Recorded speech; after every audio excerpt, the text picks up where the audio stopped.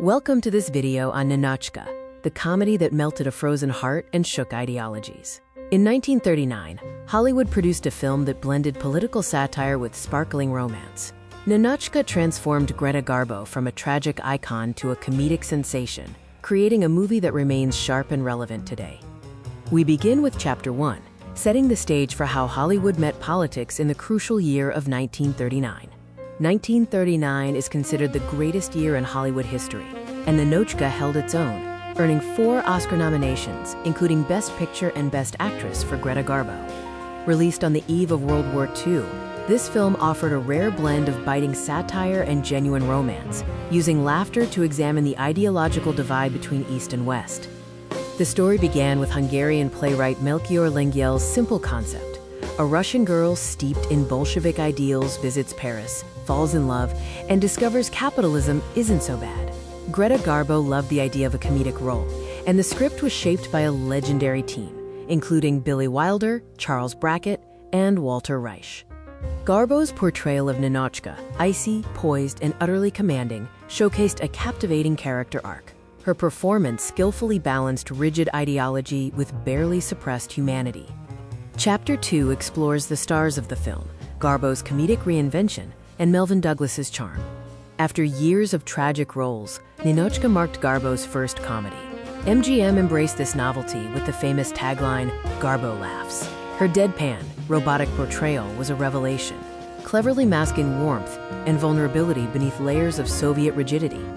Melvyn Douglas played Count Leon Dalgou, the suave Parisian aristocrat who embodied everything the Soviet system condemned. His effortless sophistication provided the perfect contrast to Ninotchka's stern principles, driving the central tension between ideology and romance. The supporting cast was equally brilliant. Ina Claire played the elegant Grand Duchess Swana, adding class tension and romantic rivalry. The 3 Soviet commissioners, played by Felix Bressart, Sig Rumen, and Alexander Granach, provided essential comic relief as they were rapidly corrupted by Parisian luxuries. Chapter 3 delves into the script and direction, focusing on Billy Wilder's wit and the famous Lubitsch touch. Billy Wilder, working with Charles Brackett and Walter Reich, created a screenplay known for its sharp dialogue and impeccable pacing. The writing balances political satire with romantic comedy, ensuring the script is funny without being preachy. The film is full of iconic lines. The exchange, "Well, gentlemen, I'm afraid our rates are rather high. Why should you be afraid?" shows philosophy disguised as comedy. Leon's romantic line, "Ninotchka, it's midnight. One half of Paris is making love to the other half," encapsulates the film's central conflict. Director Ernst Lubitsch's singular gift for sophisticated comedy is known as the Lubitsch touch. In Ninotchka, this touch manifests in subtle innuendo, visual storytelling, and humor that emerges from character.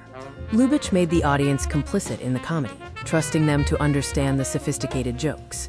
A key visual metaphor is Ninotchka's iconic utilitarian hat. It symbolizes her rigid ideology. When she trades this Soviet practicality for Parisian fashion, her external change perfectly mirrors her internal transformation. Chapter 4 explores the film's lasting themes and cultural impact, focusing on ideology, romance, and cultural commentary.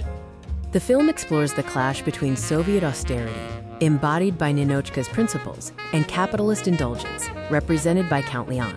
Ultimately, the film suggests that human emotion transcends both ideologies, humorously critiquing both systems without fully villainizing either. Ninotchka provides balanced criticism, showing Soviet characters as human and capable of change, while also critiquing capitalism's absurdities. The film was controversial, banned in the USSR for mocking communism, yet criticized in the US for humanizing Soviets. This balance is its greatest achievement. The film created the Ninotchka effect. Its immediate success validated sophisticated political comedy.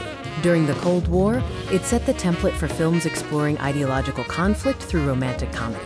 Today, its themes of state loyalty versus personal freedom remain highly relevant. Chapter 5 takes us behind the scenes to look at the production, challenges, and historical context of the film. MGM studio chief Louis B. Mayer was initially skeptical about transforming Garbo into a comedienne. To ensure success, MGM borrowed director Ernst Lubitsch from rival Paramount. The script benefited from a collaborative writing process. with Billy Wilder and the team delivering witty and sophisticated dialogue. Released just weeks after the Nazi-Soviet non-aggression pact in 1939, Ninotchka gained unintended political potency. It was seen as anti-communist satire. Yet, during World War II, the US government suppressed re-releases, fearing it would damage the alliance with the Soviet Union, showing how art is shaped by geopolitical shifts. MGM's marketing strategy was defined by the simple, brilliant tagline, "Garbo laughs." This approach turned Garbo's dramatic persona into an asset, highlighting her transformation as the film's main attraction. Chapter 6 examines the enduring appeal of Ninotchka and why it still matters today. Ninotchka remains relevant because its core is a universal story, love thawing ideological coldness. The brilliant dialogue is rooted in human nature, not trends. Garbo's iconic comedic performance, combined with Lubitsch's mastery, ensures the film's sophistication endures nearly a century later. Ninotchka challenged star conventions and political narratives by finding humanity in ideology. It showcases cinema's power to entertain while provoking thought. More than 8 decades later, it stands as a timeless classic, proof that love and laughter are truly revolutionary acts. This show is brought to you by Series of Thoughts as part of their film studies series.